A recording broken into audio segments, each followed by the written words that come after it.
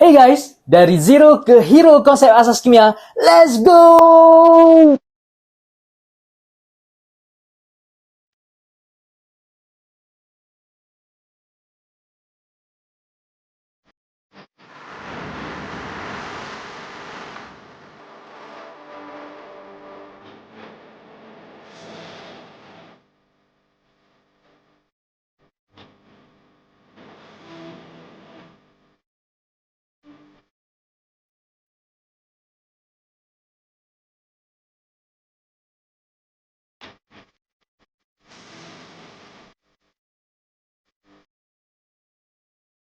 Assalamualaikum, hai guys. Sekarang kita berada dalam episod yang pertama Nota Kimia Amiruddin, belajar kejap result. Oh, mantap. Untuk video kali ni, kita pergi dulu kepada apa benda yang awak perlu faham. Okay, mungkin dekat sini ada pelajar-pelajar Form 4, pelajar-pelajar tingkatan 4, tingkatan 5, ataupun mungkin ada juga pelajar tingkatan 3 yang mana dia decide untuk nak ambil aliran sains tulen ataupun tidak pada tahun seberikutnya, dan mungkin dia tengok video saya untuk dia consider adakah kimia ni senang ke ataupun macam mana. So, saya nak ucapkan welcome to all the students.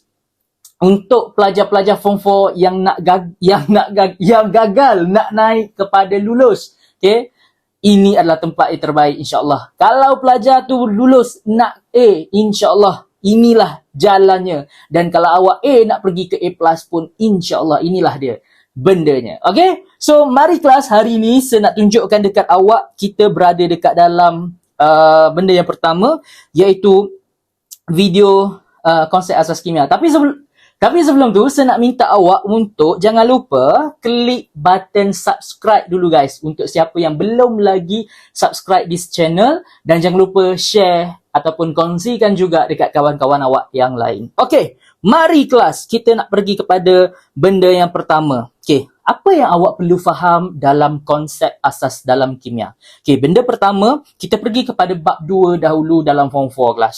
Okay, di mana awak belajar tentang jirim. Okay, bila sesebut sahaja pasal jirim ataupun in English, we call it as matter. So, bila cakap je pasal jirim, apa benda yang terlintas dekat kepala awak kelas? Bila sesebut sahaja jirim ni adalah apa? Saya nak cakapnya macam ni lah, senang faham. Jirim ni adalah semua benda yang ada dekat sekeliling kita ni, semua adalah jirim. Contoh, TV yang saya pegang ni jirim. Pensel, jirim. Air yang saya minum tu, T-Life tu, jirim. Udara yang kita tengah hirup sekarang ni pun jirim. So, anything yang duduk di sekeliling kita ni, itulah kita panggil sebagai jirim. So, dalam konsep jirim kelas, ada dua benda pertama yang awak perlu faham.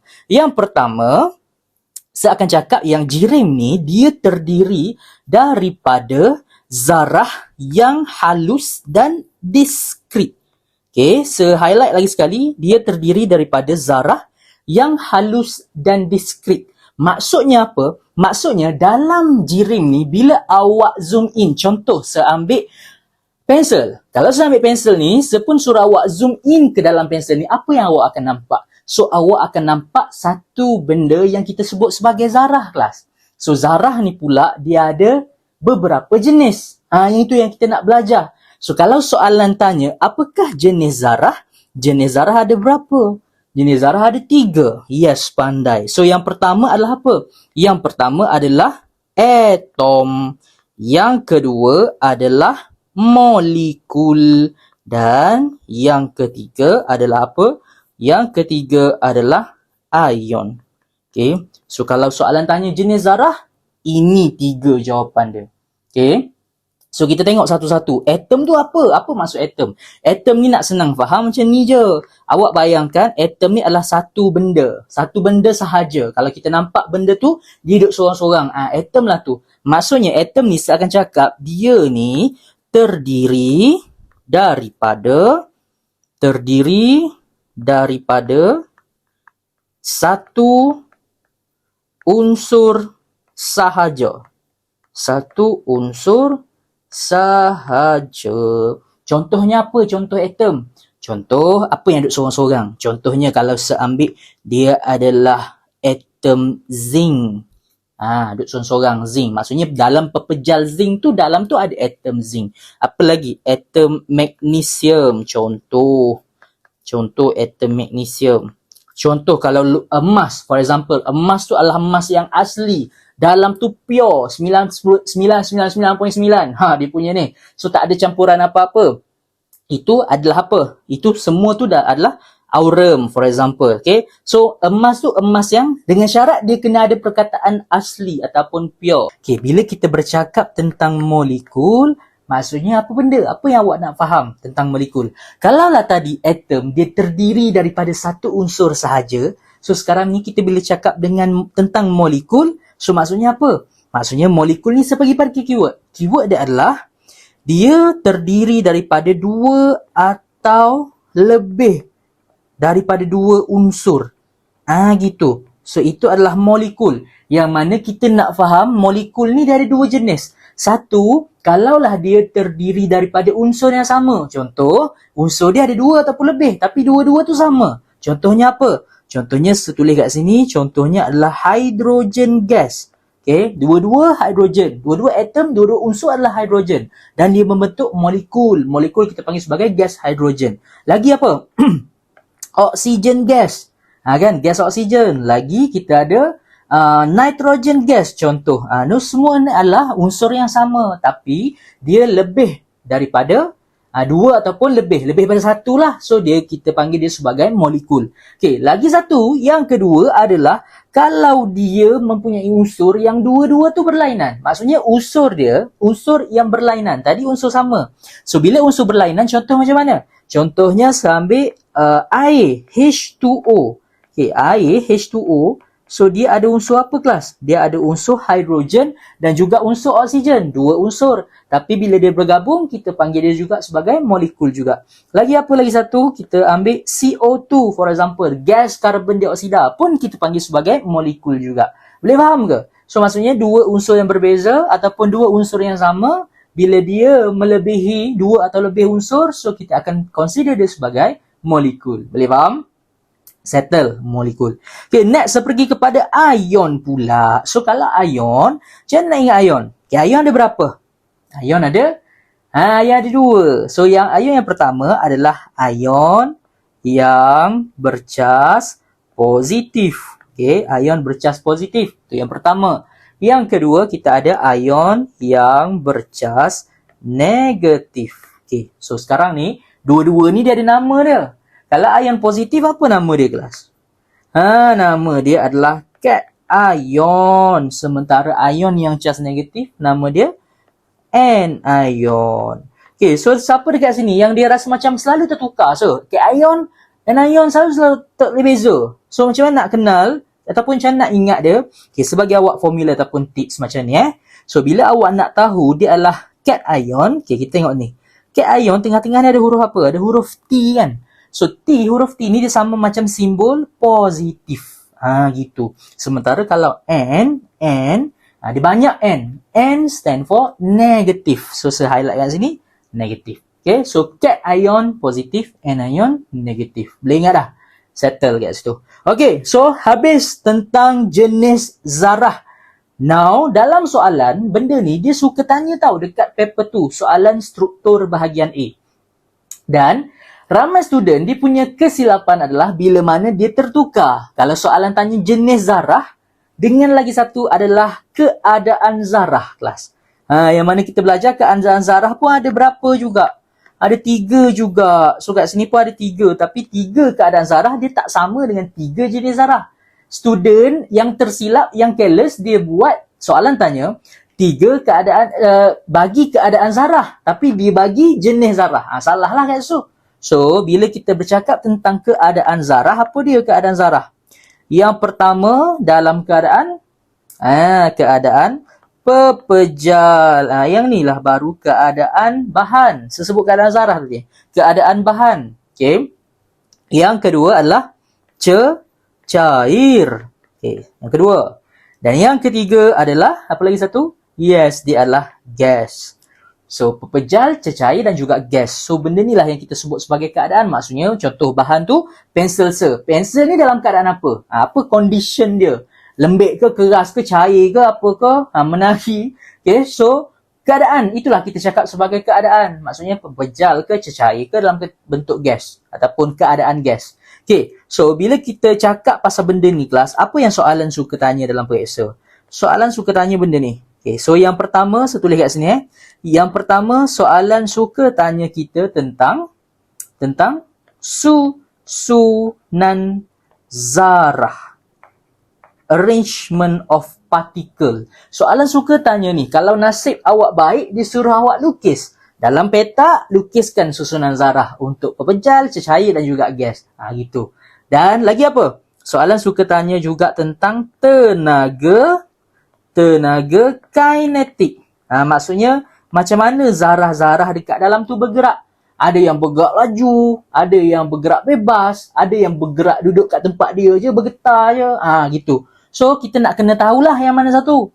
Dan yang ketiga adalah apa? Yang ketiga adalah soalan suka tanya juga tentang daya tarikan antara zarah. Okay? Maksudnya, setiap zarah tu dia akan membentuk daya tarikan ataupun attraction force. So, dia nak tahu daya tarikan siapa kuat, siapa lemah. Dalam keadaan apa yang daya tarikan tu antara dua-dua zarah tu kuat. Antara yang mana daya tarikan dia lemah. Kita nak kena tahu dalam keadaan ni mana satu. So, 3 ni soalan suka tanya dekat dalam paper tu. Okay, so boleh kelas settle dekat sini. Mantap. Kita boleh pergi pada next. Okay, so jom mari kita. So, dalam konsep asas kimia kelas, saya suka nak bagi awak this triangle. Okay, bila kita bercakap tentang konsep asas kimia, triangle ni umpamanya macam ni lah. Macam bila kita nak main game kan. So, awak nak main game, awak tak bolehlah terus pergi kepada game yang, bukan game, maksudnya level yang susah terus. So, biasanya level game ni dia akan, mula-mula dia bawa kita ke level senang dulu. Bila awak dah lepas di level yang senang, then awak pergi pada next level. Lepas tu next, sampailah susah last sekali lawan dengan raja. Contoh. Okay, itu game apa? Plant vs Zombie. Okay, so sama juga dengan sini kelas. Maksudnya, benda pertama, awak kena pergi kepada yang paling bawah dulu. Dia punya level. So, kita sekarang ni tengah tengok konsep asas kimia. Apa benda pertama yang awak kena tahu dulu kelas? So, the first thing first, at the first level, apa yang awak perlu tahu adalah, saya nak tulis sini sebagai, saya dah sebut dah tadi. Saya tulis balik. Charge ion. Gitu. Okay, charge ion. Soalan saya dekat sini untuk siapa yang tengok. Okay, boleh komen dekat ruangan komen ataupun siapa yang rasa malu boleh komen dalam hati. Okay. Soalan saya adalah, Form 4, Form 5 yang tengok video saya, adakah awak sudah menghafal semua charge ion yang famous dekat dalam SPM? Soalan tu. Sebab seperasan ada ramai lagi student saya yang belum hafal. Bila saya tanya, apakah charge untuk ion aluminium? Apa charge untuk ion klorida? Tak ingat. So, kena hafal kat sini. Bila awak tak lepas this level, nak pergi ke atas macam mana? Itu yang rasa susah chemistry tu. Sebab tak nampak flow dia. So, kat sini dulu. Kena kemaskan kat sini. So, charge ion tadi kita belajar ada berapa kelas? Ada berapa jenis? Ada 2 kan? Yang pertama adalah cation ion. Yang kedua adalah anion. Yang mana saya cakap tadi, cation ion ni adalah apa? Charge yang positif. Charge positif. Anion ni adalah charge yang negatif. Okay. So, dekat sini, kita nak kena hafal ada beberapa ion yang famous yang suka ditanya dekat dalam SPM. Okay. So, bila kita nak hafal benda ala ni, kita akan tengok kepada siri elektrokimia yang mana awak sebenarnya dah jumpa dah pun benda ni kat dalam sains lower form. Kan? So, tinggal nak recall balik sahaja. So, dalam siri elektrokimia kat sini, sebagi awak ada 2 cation and also anion famous. Formula dia lah apa? Kalau nak kahwin, mesti ada zakat fitrah supaya perempuan ataupun pasangan hidup cukup agama. Okay, so apa benda tu? Semua ni lah. Kalium, natrium, kalsium, magnesium, aluminium, zinc, ferrum dan sebagainya. Okay, so itulah dia punya formula. Next, untuk anion pula. Formula dia adalah fahmi sonoti, curi barang ayo. Awak kena sebut macam awak ni anti Cina. Okay, so apa dia tu? Fahmi sonoti. Dia adalah fluorida, sulfat, nitrat, klorida, lagi bromida, iodida dan akhir sekali adalah hidroksida. OH minus. So, Fahmi Sunoti curi barang ayo. Gitu. Okay, so settle kat sini kelas. Boleh? Hafal benda Allah ni. Kalaulah awak dah lepas this level, insyaAllah awak punya level pertama dah strong. Strong tu maksudnya apa? Maksudnya kalau saya tanya, okay awak, apakah cas untuk sulfat? Awak dah boleh jawab, okay sir, sulfat adalah cas dia 2 minus. Kalau saya tanya, apa cas untuk stannum? Awak pun, oh sir, stannum 2 plus. Apa cas untuk cuprum? Kalau saya tanya, oh Cu2 plus. Itu awak boleh menjawab benda Allah tu.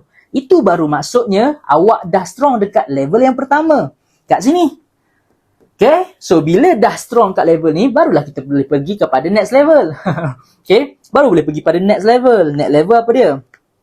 Next level adalah awak kena tahu cara untuk menulis formula kimia. Ini adalah level yang kedua. Okay, dalam menulis formula kimia, kenapa saya letak di level kedua? Maksudnya apa? Kalau awak tak ingat cas, awak tak tahu cas dia berapa, kat sini confirm salah. Okay, so that's why lah dekat sini awak kena tahu dulu. Barulah boleh pergi pada next level ataupun level yang seterusnya. Okay, so dekat sini apa benda? Cara ataupun tips macam mana nak buat formula kimia sebagai awak cara. Cara senang dia, simple dia adalah ada dua. Okay, bila kita nak buat formula kimia, cara yang pertama ataupun teknik yang pertama, sepanggil dia sebagai teknik copy paste. Gitu. Copy paste. Okay, copy paste tu maksudnya apa? Maksudnya awak tiru je lah. Copy paste, tiru. Ambil tiru sebiji-sebiji. Gitu. Yang kedua, cara yang kedua adalah kita panggil sebagai teknik pindah silang ataupun crossover. Pindah silang maksudnya pindah silang, pindah silang, sap. Gitu. Okay, so sekarang ni kelas, kita nak tengok dekat sini formula kimia sebagai awak contoh. Okay, sebagai awak contoh Contoh macam mana? Bila masa kita nak guna copy paste, bila mana kita nak guna pindah silang punya teknik. So sebab dua-dua cara ni tak sama, berbeza. So awak kena kenal dulu bila nak pakai yang ni, bila nak pakai yang ni. Once awak tahu cara guna, insya-Allah boleh buatlah formula kimia. Okay, so sebelum saya nak pergi, okay, kat sini kelas, apa yang saya nak cakap adalah, siapa yang rasa dia nak dibimbing secara berterusan, okay, oleh cikgu-cikgu pakar PTTI, so saya nak bagi tahu yang untuk pendaftaran OTC, Online Tuition Class untuk tahun 2025 dah pun dibuka. So bimbingan ni bermula daripada awal tahun sampailah akhir tahun, bulan 10, bulan 11 macam tu. So awak akan dibelajar secara berterusan kelas. Awak akan ada jumpa banyak kelas. Kan? Ada kelas belajar konsep lah, belajar buat latihan lah, belajar kelas preparation, jawab soalan, teknik menjawab dan sebagainya. So semuanya bimbingan tu dibagi secara berterusan. Bila awak join this OTC. Okay? So, kalau siapa berminat, nanti boleh DM PTTI, okay? Dalam formula kimia, apa yang saya nak bagi tahu dekat awak adalah, tadi kan saya cakap macam mana cara untuk kita membezakan teknik copy paste dengan teknik pindah silang. So, sekarang ni kita pergi dulu kepada copy paste. Copy paste, contoh, saya ambil benda pertama. Bila soalan minta kita tulis formula kimia untuk natrium klorida. So, macam mana nak buat?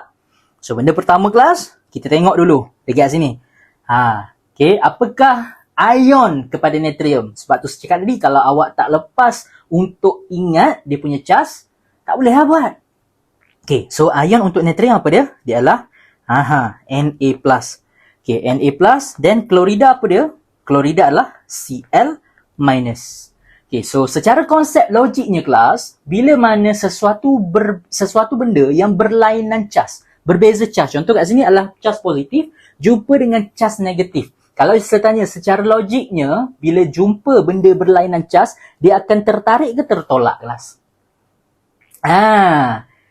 Dia akan tertarik ke tertolak kalau jumpa benda yang berbeza, berlainan cas. Umpamanya kalau awak tak boleh faham macam ni lah. Lelaki jumpa perempuan. Gitu. So, adakah dia akan tertarik ke tertolak kalau lelaki jumpa perempuan, berlainan jantina? Tertarik lah. Kan? Betul tak? Lelaki jumpa perempuan, tertarik lah. Kalau jumpa sama jenis, tertarik, tu benda lain. Tak boleh. So, lumrahnya adalah bila sesuatu benda berpositif, jumpa benda yang negatif, dia akan tertarik. So, dia akan duduk sekali lah yang mana benda ni kita akan belajar nanti dalam bab 5, sebatian ion dan juga bab garam. So, kita dah jumpa lagi. Tapi kat sini cukup awak tahu, dia akan duduk sekali. Bila duduk sekali, dia akan membentuk sebatian. Okey, kat sini dia akan jadi apa kat sini? So, sekarang ni, apa yang kita nak buat adalah kita nak tulis formula kimia. Dan tadi kan saya cakap dia adalah berbeza dia punya charge. Yang ni positif, yang ni negatif. Tapi kat sini awak kena tengok benda ni kelas. Bila masa nak pakai teknik copy paste, bila kita tengok yang charge ni adalah positif 1, ni pun adalah negatif 1. Kena faham macam tu. So bila charge dia sama, secara konsepnya adalah benda yang sama kita akan copy paste je. Benda yang sama kita tak payah fikir panjang, just copy paste sahaja. Salin balik, itulah jawapan dia. Ha gitu. So NaCl salin balik siap. So inilah formula kimia untuk natrium klorida. Okey, bila benda yang sama sesalin balik sahaja. Itu kita panggil teknik copy paste. Okey, next kita pergi soalan 2. Soalan yang kedua contoh, kalium. Kalium apa charge dia? Dia adalah K+. Jumpa dengan bromida Br-, kan? So secara konsepnya jumpa dua benda yang berbeza dia akan duduk sekali. Lepas tu dia ni charge-nya berapa? 1, 1. Nombor yang sama.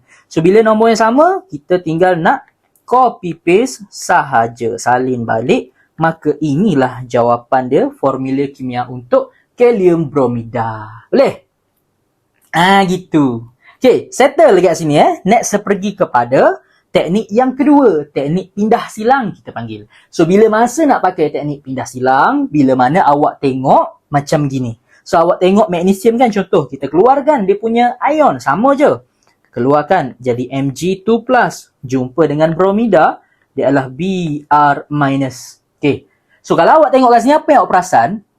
Ni positif dia adalah 2. Negatif dia 1. So dia berbeza dia punya number charge tu. Bila beza, then kita akan pakai pindah silang. Caranya macam mana? Cara dia awak ambil dulu Mg ni awak tulis balik. Br ni pun awak tulis balik. Dan caranya apa yang saya nak pindah silangkan tu adalah benda ni kelas. Ni 2 ni saya akan ambil dia letak sini.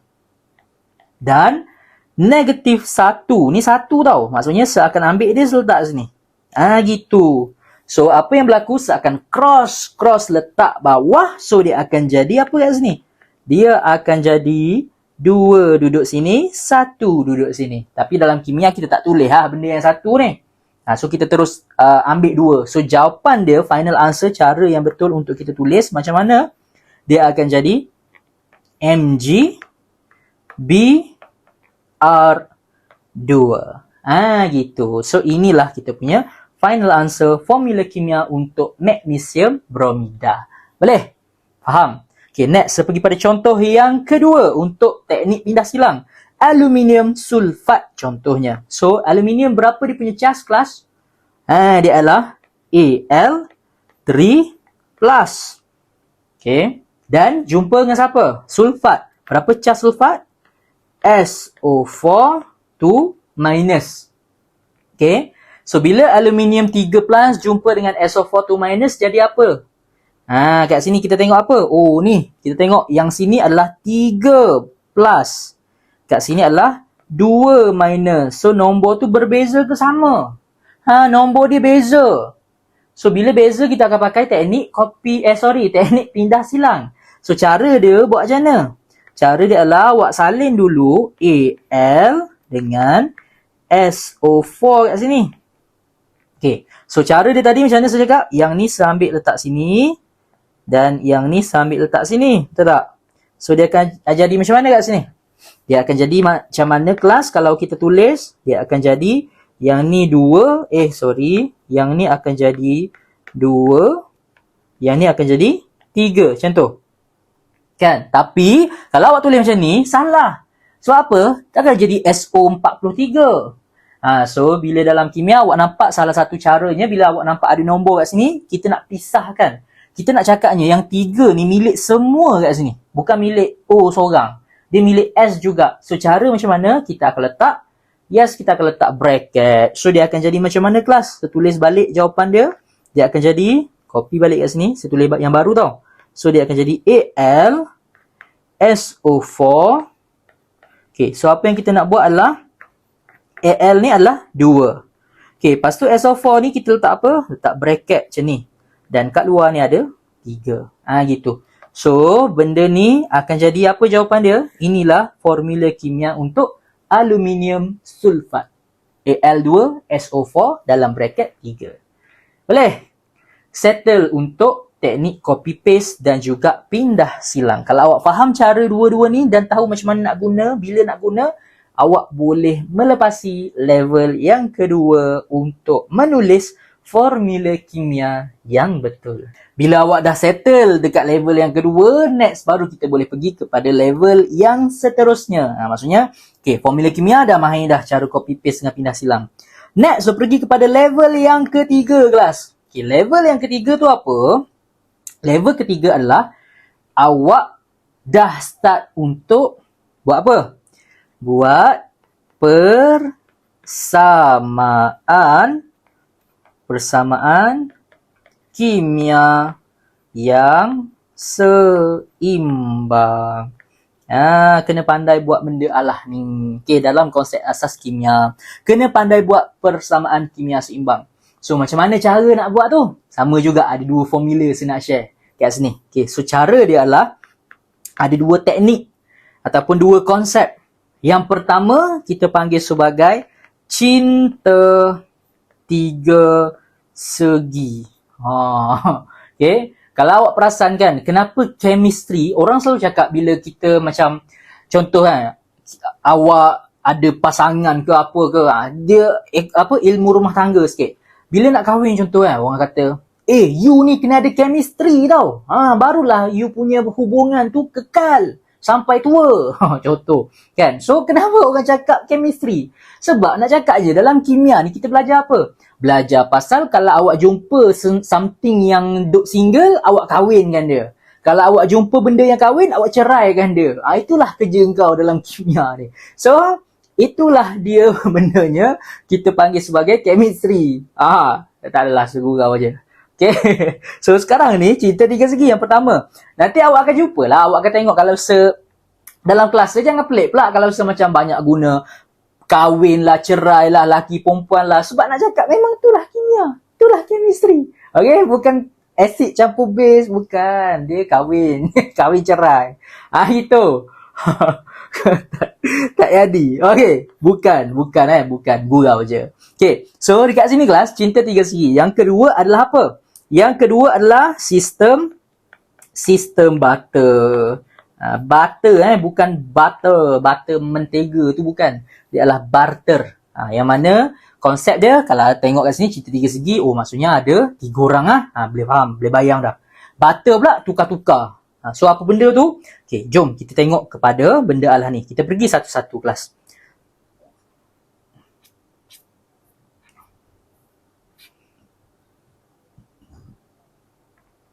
Okay.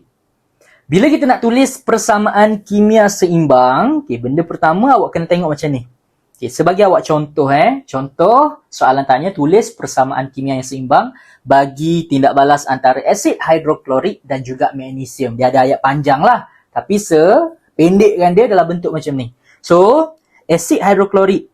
Tadi kan kita dah melepasi level kedua. Apa dia level kedua? Awak dah belajar buat formula kimia. So, sekarang nak apply lah level kedua. Sebab tu dia ada level-level. Kalau tak lepas level kedua, susah nak buat persamaan kimia ni. So bila dah boleh tulis formula kimia, dan kita tulis kat sini. Asid hidroklorik, macam mana formula kimia dia? Dia adalah HCl. Yang mana awak belajar benda ni dekat bab 6, acid base. Dan dia bertindak balas dengan siapa? Magnesium. Saya tulis sebagai Mg. So sekarang ni, dua benda ni bertindak balas dan dia akan menghasilkan apa? Kita nak tahu produk ataupun hasil kat sana. Ni adalah bahan tindak balas ni. Dua-dua ni adalah bahan ataupun reactant. So sekarang ni kelas, cuba awak tengok kat sini Kenapa sebuah dua warna berbeza untuk awak nampak? So dekat sini, bila benda warna biru, saya akan letakkan dia sebagai lelaki. Lelaki satu, lelaki dua. So dalam cerita ni ada dua lelaki. Dan dua lelaki ni berebut satu perempuan kat sini, warna merah saya tulis sebagai P.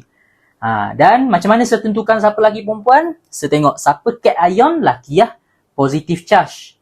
Tak ada kaitan Negative charge perempuan. Jangan terasa siapa yang perempuan-perempuan kat sini. Tak ada maksud pun saya nak cakap lebih-lebih. Awak jangan faham pelik-pelik. Okay? So negative charge ni perempuan. Kalau faham, pelik nasib lah. Okay? Tapi itu bukan maksud saya. Bukan diskriminasi wanita, gender inequality. Bukan, tak ada Tak ada benda tu. So kat sini, perempuan negative charge, lelaki positive charge. Saya nak bagi awak beza je, boleh beza, okay? So now dalam cerita ni apa berlaku adalah lelaki ni dia nak rampas perempuan ni. Gitu. Lelaki ni nak rampas perempuan ni daripada lelaki ni. Okay? So bila dia nak rampas, boleh tak dia rampas? Dalam kes situasi soalan ni boleh rampas. Sebab apa? Sebab ni dia lagi kuat daripada lelaki ni. So kalau dalam cerita sebenar pun, kalau contoh orang tu nak pergi rampas orang lain punya partner, dia kenalah lebih handsome, lebih berduit, lebih effortnya lebih kuat, lebih gagah perkasa berbanding dengan pasangan yang macam tu, tak ada effort sangat, kan? So benda yang sama jugalah yang berlaku dekat sini. Yang mana yang ni nak rampas yang ni duduk dengan dia. So apa maksud lebih kuat, lebih kuat, lebih handsome tu semua? Apa yang saya maksudkan adalah ini. Bila kita tengok dalam siri kereaktifan logam kelas, contohnya kat sini Okay, siri kereaktifan logam kita tengok kat sini. Okay, kalau sebandingkan awak antara tadi siapa? Antara magnesium kan? Okay, kita tengok magnesium dengan hidrogen. Mana? This one. Okay, dalam siri ni siapa yang duduk lebih atas? Siapa duduk lebih atas? Saya akan cakap dialah yang lebih kuat. Maksudnya dialah yang lebih elektropositif. Bila dia duduk atas, dia dah yang lebih reaktif. So dialah yang lebih kuat. So bila dia lebih kuat, maka dia boleh rampas pasangan orang ni. Yang ni lemah, duduk bawah. Boleh faham? So now that's why lah dia boleh rampas. So apa yang berlaku? Dia akan ambil lah pasangan ni. So dia akan duduk letak dengan dia. Dia akan jadi kat sini MgCl. Dia ambil kat sini MgCl. Yang ni dia dah ambil yang ni. Okay, so bila awak tulis macam ni kelas, adakah betul ramai seperasan careless student adalah bila ditinggalkan macam ni je, menyebabkan jawapan tu jadi salah? Faham dah konsep, tapi terlupa careless kat sini, salah. So ini adalah apa? Ini adalah formula kimia. Hati-hati. Sebab apa? Sebab ini adalah charge yang berbeza. Yang mana Mg ni kelas, ingat lagi tak yang kita belajar tadi? Mg ni adalah Mg2 plus kan? Jumpa dengan Cl minus. So kita akan pakai teknik apa? Copy paste ke pindah silang? Kita tengok dia berbeza number 2 dengan 1. So pindah silang lah, cross, sub. So bila kita cross, awak akan dapat 2 dekat belakang. Gitu. Okay? So siapa tertinggal 2 terus jadi salah. Okay. Dan kat belakang apa? Kat belakang sekali, okay, awak tengok kat sini Sekarang ni yang balance yang tinggal siapa? Tak kahwin, H. Maksudnya bini dia dah kena rampas. So dia duduk seorang-seorang.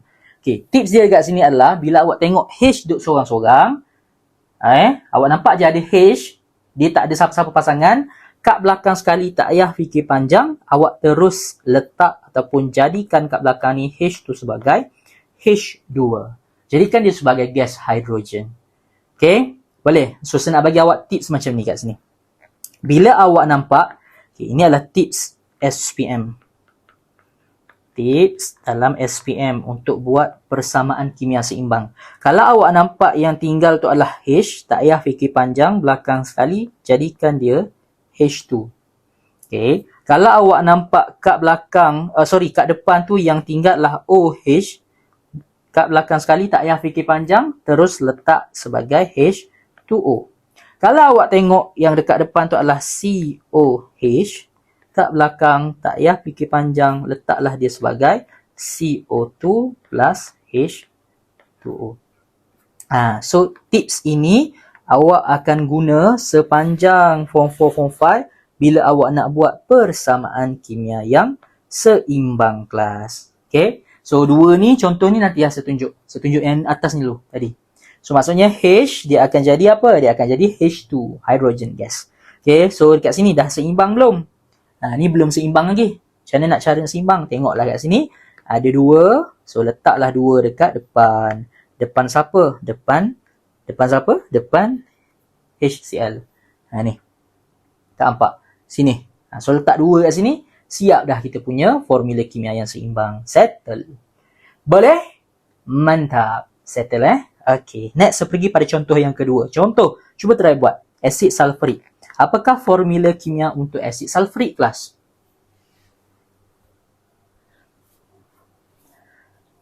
Formula kimia untuk asid sulfurik adalah H2SO4.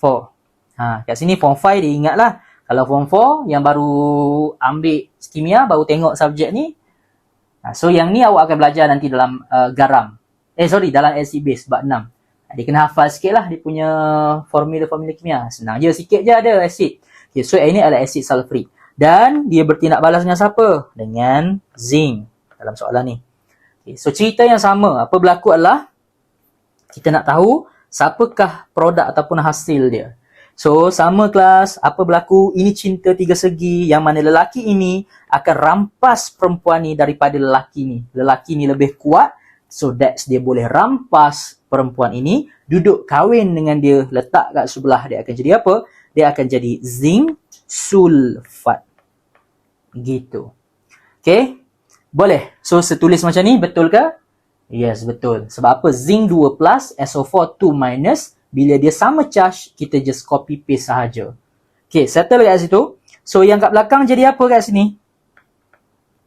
Dia akan jadi, kita tengok siapa ada kat sini? Oh, ada H lah, sir. Bila ada H, tengok walaupun dia ada 2 biji, tak payah caralah dia punya bilangan tu. Okay, terus jadikan dekat belakang ni sebagai H2. So now kita tinggal nak seimbangkan sahaja, kelas. Macam mana nak seimbangkan dia? Dah seimbang, tak payah dah. Okay, sebab apa? Cukup dah. H2, zinc 1, SO4, SO4. Settle. Okay, boleh. Settle untuk teknik ataupun konsep cinta tiga segi. Kat mana cinta tiga segi tu? Kat tadi lah ni.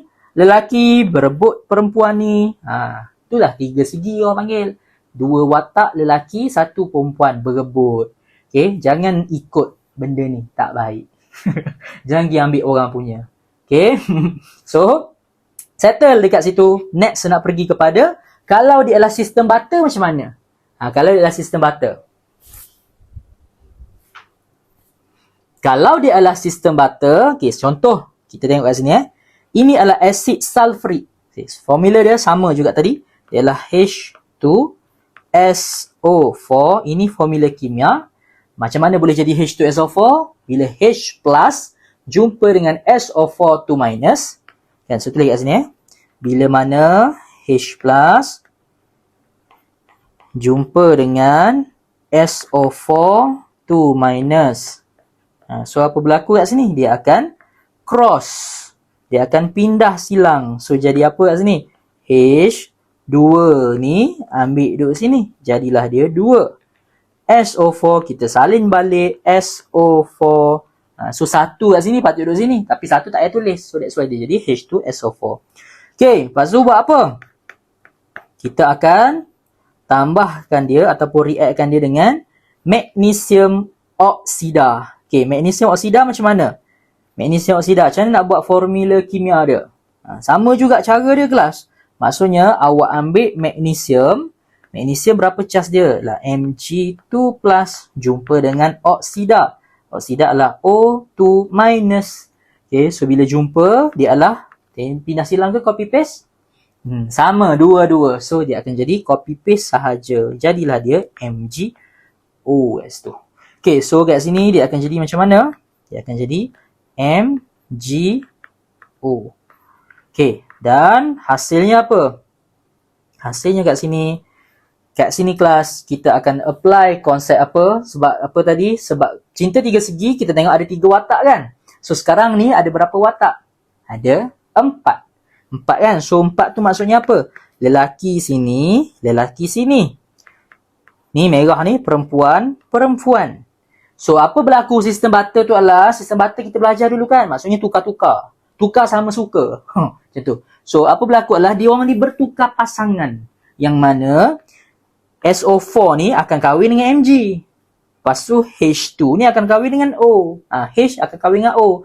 Mg akan kahwin dengan SO4. So, jadilah dia kat sebelah ni. Jadilah dia bertukar partner. Dia akan jadi apa? Dia akan jadi Mg SO4. Gitu. Plus dengan siapa? Plus dengan, okay, kita tengok kat sini Kat sini yang tinggal apa tadi? Kita tengok. Yang tinggal adalah H dengan O.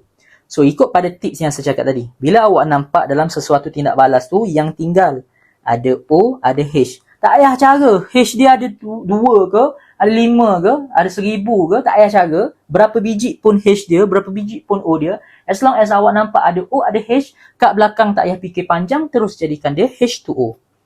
Kat belakang, terus jadikan dia H2O kat sini. Gitu. Letaklah dia H2O. Okay, siap dah kita punya persamaan kimia. Tapi dah balance belum? Tulis macam ni dapat 1 markah je. Dah balance belum ni? Dah balance. Dah balance kan? Ni Mg1, Mg1, SO4, SO4, H2, H ni ada 2, O, O.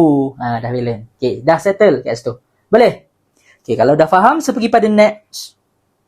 Asid hidroklorik plus dengan natrium hidroksida. So, nak buat macam mana ni? Sama juga kelas. Asid hidroklorik adalah HCl. Okay, tambah dengan natrium Na. Hidroksida adalah OH. Gitu. Okay, so apa berlaku? Apakah dia punya produk ataupun hasil?